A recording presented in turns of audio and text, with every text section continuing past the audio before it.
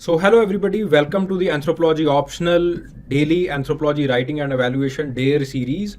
इसके अंदर मैं रियल टाइम इंसाइट्स देता हूँ, रियल टाइम एवेल्युएशंस करता हूँ, और अगर आपको भी जो है वो एवेल्युएशंस करवानी है और आपको भी गाइडेंस चाहिए, please call on this number और आप अपनी जो है वो शीट भेजिए, ठीक है, and eventually I will evaluate them.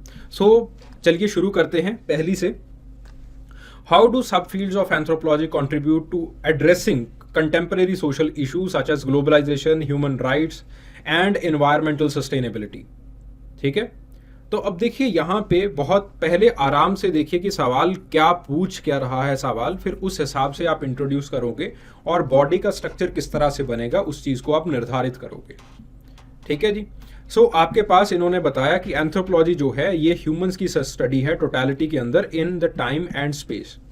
ठीक है, और आपके पास जो है वो एंथ्रोपोलॉजी इन कंटेम्पररी इश्यूज को होलिस्टिक मैनर के अंदर एड्रेस कर सकता है। बहुत अच्छे से इन्होंने इंट्रोड्यूस कर दिया। ठीक है, फिर उसके बाद जो है वो सब फील्ड्स को बताया गया। सब फील्ड्स को बताने के बाद इन्होंने ट्रैक लूज कर दिया। देखिए, सब फील्ड्स को आपने बताया है तो कंटिन्यूटी के अंदर क्यों नहीं रखा गया उसके बाद चीजों को आप जो है वो कंटिन्यूटी के अंदर रखिए। ठीक है, सब फील्ड्स बताए हैं तो सब फील्ड्स के अंदर जो पहला फील्ड है वो फिजिकल एंथ्रोपोलॉजी का है।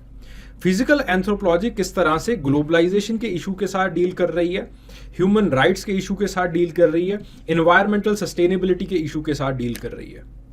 इन चीजों को जो है समझाइए। फिजिकल एंथ्रोपोलॉजी ग्लोबलाइजेशन के इशू के साथ कैसे डील कर रही है। Epidemiology has been dealing with the issue of globalisation. Globalisation की वजह से there are many pandemics, there are many epidemics that have become pandemics.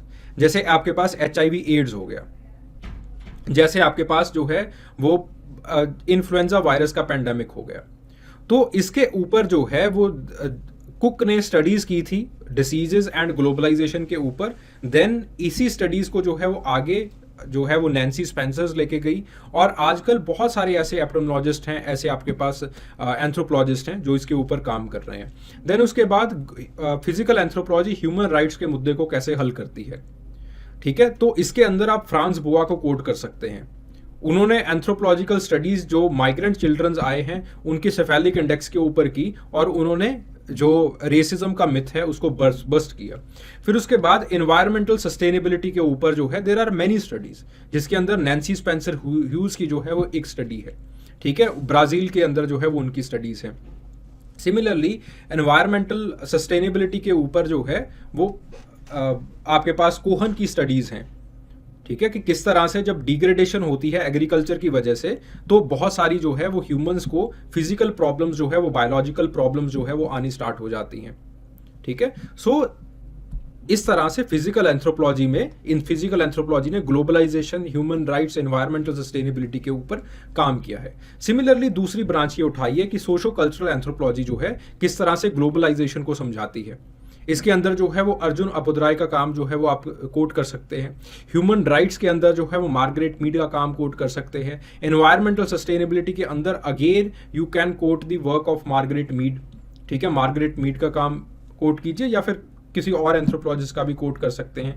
Then similarly जो है वो archaeological anthropology basically provides you with some methodologies. Globalisation के अंदर जो है वो आप you have the processual archaeology जो कि ग्लोबलाइजेशन के साथ डील करती है। ह्यूमन राइट्स के लिए जो है you have the forensic archaeology, या फिर जो फोरेंसिक्स को आर्कोलॉजिकल एक्सकेवेशन मेथड्स जो है वो मिलते हैं, जिसके साथ जो है वो ह्यूमन राइट जो वायलेशंस हैं उनको आप जो है वो देख सकते हो और जस्टिस डिलीवरी के अंदर काम कर सकते हो। सिमिलरली एनवायरमेंटल सस्टेनेबिलिटी के अंदर you have garbage archaeology, you have marine archaeology जो कि इस डायरेक्शन के अंदर काम करती है। ठीक है, फिर उसके बाद लिंग्विस्टिक एंथ्रोपोलॉजी सिविल। तो इस तरह से चीजों को आपको लिखना है। Got the point. तो जैसे सवाल पूछा गया है उसी हिसाब से आपको कंटेंट को बेसिकली जो है वो स्ट्रक्चराइज करना है। ठीक है, सवाल से बाहर नहीं जाना है। जिस तरह से भी सवाल पूछा गया है उसी तरह से चीजों को स्ट्रक्चराइज कीजिए। ठीक है, so I hope this is clear to everybody. और अगर आप भी चाहते हैं कि आपके आंसर्स जो है वो आपको दिए जाएं, एवेल्युएट की जाए, आपको गाइड किया जाए, आप इस नंबर के ऊपर जो है वो कॉल कर सकते हैं and I will be available for you.